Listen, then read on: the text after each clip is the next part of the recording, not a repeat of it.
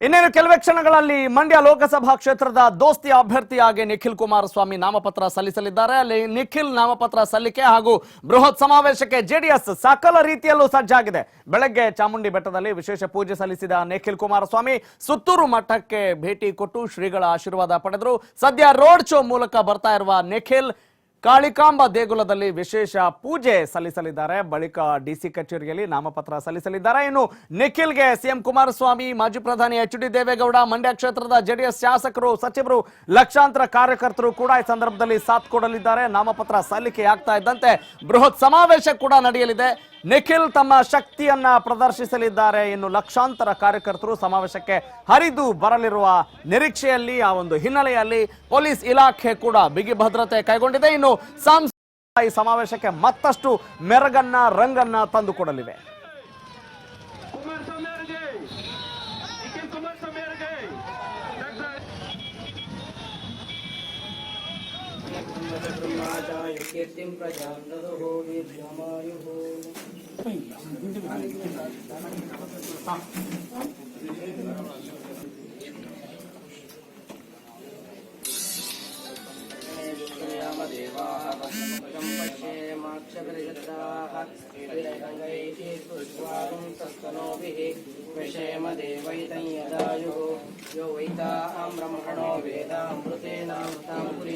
तस्मै ब्रह्म च ब्रह्मा च आयुष्कीर्तिं प्रजां मैडम इडली यो वैता ब्रह्म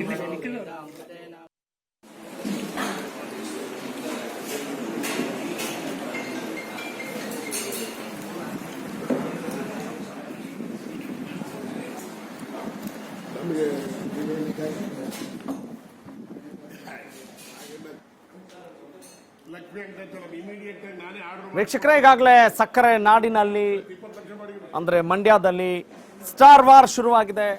ನಿಖಿಲ್ ಕುಮಾರಸ್ವಾಮಿ ಕಾಂಗ್ರೆಸ್ ಹಾಗೂ ಜೆಡಿಎಸ್ ಮೈತ್ರಿ ಅಭ್ಯರ್ಥಿಯಾಗಿ ಕಣಕ್ಕಿಳಿದಿದ್ದಾರೆ. ಈಗಾಗಲೇ ಚುನಾವಣಾ ಅಖಾಡ ರಂಗೇರಿದೆ. ಮತ್ತೊಂದು ಕಡೆ ಪಕ್ಷೇತರ ಅಭ್ಯರ್ಥಿಯಾಗಿ ಸುಮಲತಾ ಅಂಬರೀಶ್ ಅವರು ಸ್ಪರ್ಧೆ ಮಾಡ್ತಾ ಇದ್ದಾರೆ. ಹೀಗಾಗಿ ಚುನಾವಣಾ ಕಣ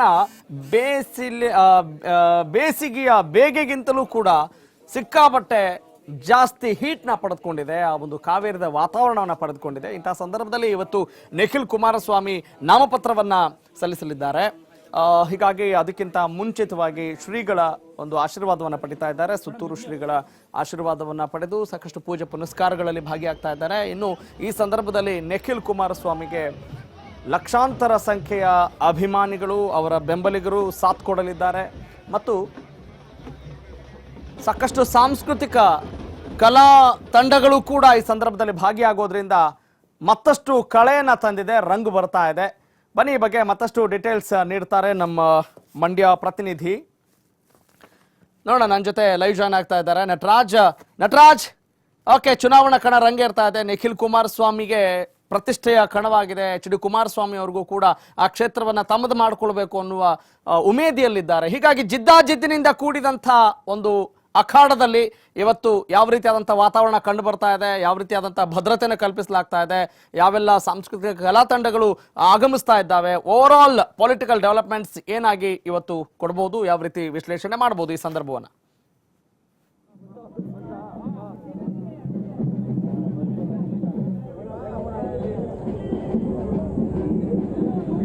ಹಲೋ,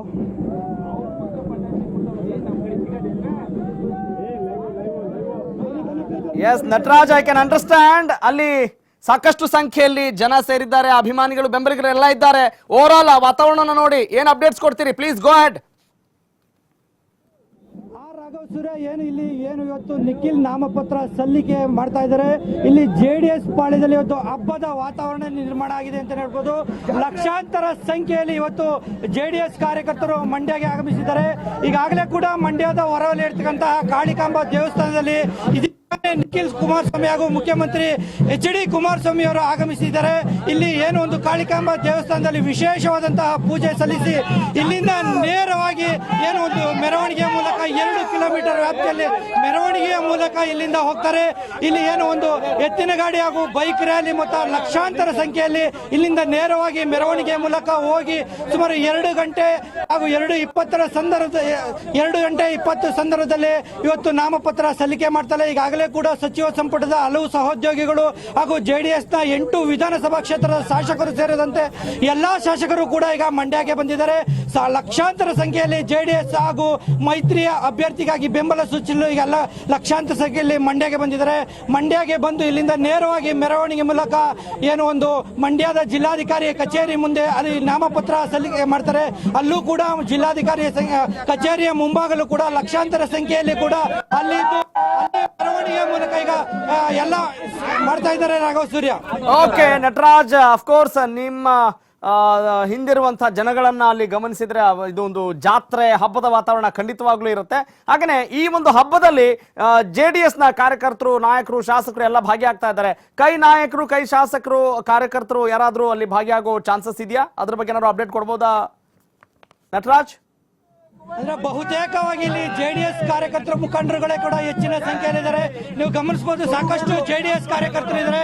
ಯಾವ ರೀತಿಯಾದಂತಹ ಹಬ್ಬದ ವಾತಾವರಣ ಇದೆ ಕೇಳೋಣ. ಈಗ ಏನಕ್ಕೆ ಈ ವರ್ಷ ತಲೆ ಮೇಲೆ ತಲೆ ಬೀಳಿ ಗೆಲ್ಲದೆ ಜೆಡಿಎಸ್ 8 ಕೆಂಟ್ ಕೊಟ್ಟಿರೋ ನಮ್ ಜಿಲ್ಲೆ ಕುಮಾರಣ್ಣ ರೈತ ಅವರೇ ಬಂದು ಮನೆಗೆ ಶಾಂತಿ ಹೇಳ್ತಿದ್ರು. ಯಾರು ಬಂದಿದ್ರು? ಯಾರು ಜೋಡಿ ಎತ್ಕೊಂಡು ಬಂದಿದ್ರು? ನಮ್ಗೆ ಕುಮಾರಣ್ಣನೇ ಹೀರೋ. ಯಾ ದರ್ಶನ ಅಲ್ಲಿ ಯಾ ಎಷ್ಟಲ್ಲಿ ನಮ್ಮ ಮಂಡ್ಯ ಜಿಲ್ಲೆ ಬಂದಿರ್ಲಿಲ್ಲ. ಇವತ್ತು ನಾವು ಜೋಡಿ ಎತ್ತು ಅಂತ ಹೇಳ್ಕೊಂಡ್ರು. ಅವರು ಕಳ್ಳೆತ್ತು, ಅವರೊಬ್ರು ಕಳ್ಳೆತ್ಕೊಳ್ಳೋ. ನಮ್ಗೆ ನಮ್ ಕುಮಾರಣ್ಣ ಹೀರೋ. ಕುಮಾರಣ್ಣ ಕೆಲಸ ಗೆಲ್ಸ್ತೇವೆ. ನಮ್ಮ ಇಂಡಿಯಾದಿಂದ ಮಂಡ್ಯ ಕೆಲಸ ಗೆಲ್ಸ್ತೇವೆ.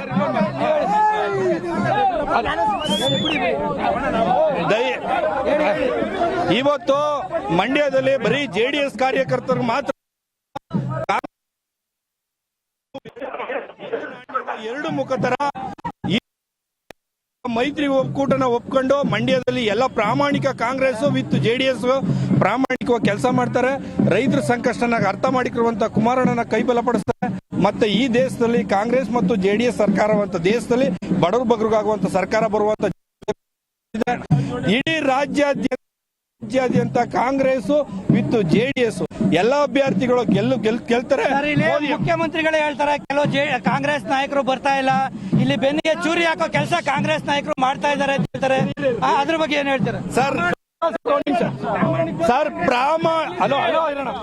ಪ್ರಾಮಾಣಿಕವಾಗಂತ ಹಿಂದೆ ಹಳೆ ತಲೆ ಏನ್ ಕಾಂಗ್ರೆಸ್ನವ್ರವ್ರೆ, ಮೂಲ ಕಾಂಗ್ರೆಸ್ನವರು ಅವರೆಲ್ಲರೂ ಕುಮಾರಸ್ವಾಮಿ ಅವರ ಆಡಳಿತನ ಒಪ್ಕೊಂಡಿದ್ದಾರೆ, ಮೈತ್ರಿ ಧರ್ಮನ ಒಪ್ಕೊಂಡಿದ್ದಾರೆ.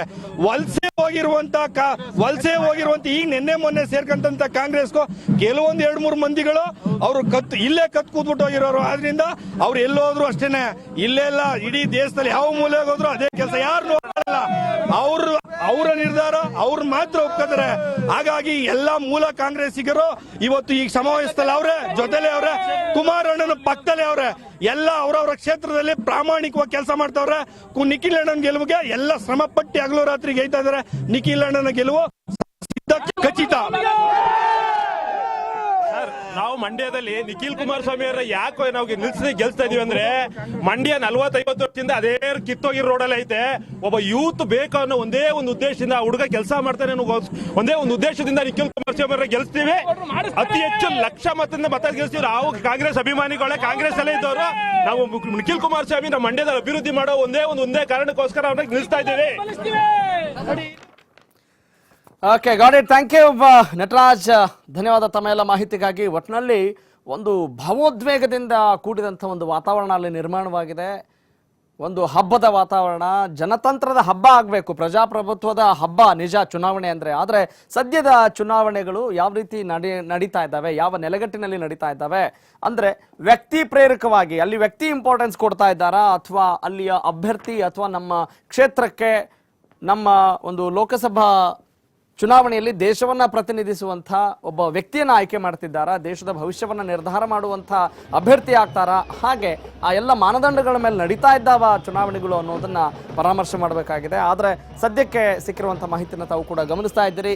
ಸಕ್ಕರೆ ನಾಡಿನಲ್ಲಿ ಒಂದು ಹೈ ವೋಲ್ಟೇಜ್ ಪಂದ್ಯ ಅಂತ ಯಾವ ರೀತಿ ಹೇಳ್ತೀವೋ ಸ್ಪೋರ್ಟ್ಸ್ ಅಲ್ಲಿ, ಅದೇ ರೀತಿಯಾಗಿ ಒಂದು ಹೈ ವೋಲ್ಟೇಜ್ ಅಖಾಡ ಅಲ್ಲಿ ನಿರ್ಮಾಣವಾಗಿದೆ ಬಿಟ್ವೀನ್ ನಿಖಿಲ್ ಕುಮಾರಸ್ವಾಮಿ ಆ್ಯಂಡ್ ಸುಮಲತಾ. ಅಂದರೆ ಈಗ ಸುಮಲತಾ ಅಂಬರೀಶ್ ಅವರು ಕೂಡ ನಾಮಪತ್ರ ಸಲ್ಲಿಕೆಗೂ ಮುನ್ನ ಅಲ್ಲಿ ಯಾವ ರೀತಿಯಾದಂಥ ವಾತಾವರಣ ಇತ್ತು, ನಾಮಪತ್ರ ಸಲ್ಲಿಸಿದ ನಂತರ ಬೃಹತ್ ಸಮಾವೇಶ ಕೂಡ ನಡೀತು. ಅಲ್ಲಿ ಸಾಕಷ್ಟು ಸಂಖ್ಯೆಯಲ್ಲಿ ಜನ ಸೇರಿದ್ರು, ಅದಕ್ಕೆ ಟೀಕೆ ಟಿಪ್ಪಣಿಗಳು ಕೂಡ ಬಂದವು.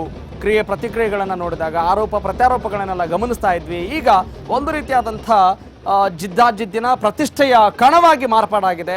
ಮುಖ್ಯಮಂತ್ರಿಗಳ ಪುತ್ರ ಅಲ್ಲಿ ಸ್ಪರ್ಧೆ ಮಾಡ್ತಾ ಇರೋದು ಈ ಕಣವನ್ನು ಮತ್ತಷ್ಟು ರಂಗೇರಿಸಿದೆ. ಸಿನಿಮಾ ರಂಗದಲ್ಲೂ ಕೂಡ ಗುರುತಿಸಿಕೊಂಡಿರುವಂಥ ನಿಖಿಲ್ ಯಾವ ರೀತಿಯಾಗಿ ಇಲ್ಲಿ ಜನ ಅವರನ್ನು ಕೈ ಹಿಡಿತಾರೆ ಅನ್ನುವ ಒಂದು ಅಗ್ನಿ ಪರೀಕ್ಷೆಗೆ ಅವರು ತಮ್ಮನ್ನು ಒಡ್ಕೊಂಡಿದ್ದಾರೆ. ಒಟ್ಟಿನಲ್ಲಿ ನಾಮಪತ್ರ ಸಲ್ಲಿಕೆ ಆಗ್ತಾ ಇದ್ದಂತೆ ಬೃಹತ್ ಸಮಾವೇಶ ಕೂಡ ಈಗಾಗಲೇ ಏರ್ಪಾಡಾಗಿದೆ. ಬೃಹತ್ ಸಮಾವೇಶಕ್ಕೆ ಎಲ್ಲ ಸಿದ್ಧತೆಗಳು ಕೂಡ ಕೈಗೊಂಡಿದ್ದಾರೆ. ಸಾಕಷ್ಟು ಬಿಗಿ ಭದ್ರತೆಯನ್ನು ಕೂಡ ಕಲ್ಪಿಸಲಾಗಿದೆ. ಸಾಂಸ್ಕೃತಿಕ ಕಲಾಮೇಳ ಕೂಡ ಅಲ್ಲಿ ವಿಜೃಂಭಿಸಲಿದೆ. ಹೀಗಾಗಿ ಇದೊಂದು ಹಬ್ಬದ ವಾತಾವರಣ, ಜಾತ್ರೆಯ ವಾತಾವರಣ ಅನ್ನೋದರಲ್ಲಿ ಯಾವ ಆಶ್ಚರ್ಯ ಇಲ್ಲ ಅನ್ನೋದು ಅವರ ಅಭಿಮಾನಿಗಳ ಮಾತುಗಳು, ಅವರ ಬೆಂಬಲಿಗರ ಮಾತುಗಳು. ಈ ಸಂದರ್ಭದಲ್ಲಿ ಎದುರಾಳಿಯನ್ನ ಟೀಕೆ ಮಾಡೋದು ಬಿಡೋದು ಪ್ರಜಾಪ್ರಭುತ್ವದಲ್ಲಿ ಸಹಜವಾಗೇ ಇರುತ್ತೆ. ಆದರೆ ಇಲ್ಲಿ ನಾವು ಗಮನಿಸಿದಾಗ ಈ ಬಾರಿಯ ಮಂಡ್ಯ ರಾಜಕಾರಣ ಇಂಡಿಯಾದಾದ್ಯಂತ, ರಾಷ್ಟ್ರದಾದ್ಯಂತ ಸದ್ದು ಮಾಡ್ತಾ ಇದೆ ಅನ್ನೋದರಲ್ಲಿ ಯಾವ ಆಶ್ಚರ್ಯ ಇಲ್ಲ, ಅನುಮಾನ ಇಲ್ಲ. ಒಟ್ಟಿನಲ್ಲಿ ಇವತ್ತು ನಾಮಪತ್ರವನ್ನು ಸಲ್ಲಿಸ್ತಾ ಇದ್ದಾರೆ ನಿಖಿಲ್ ಕುಮಾರಸ್ವಾಮಿ.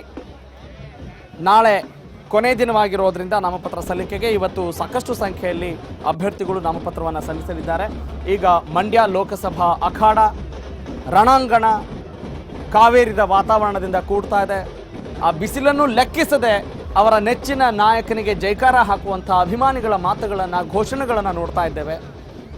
ಹೀಗಾಗಿ ಒಂದು ರೀತಿಯಾದಂಥ ಸಕ್ಕರೆ ನಾಡಿನಲ್ಲಿ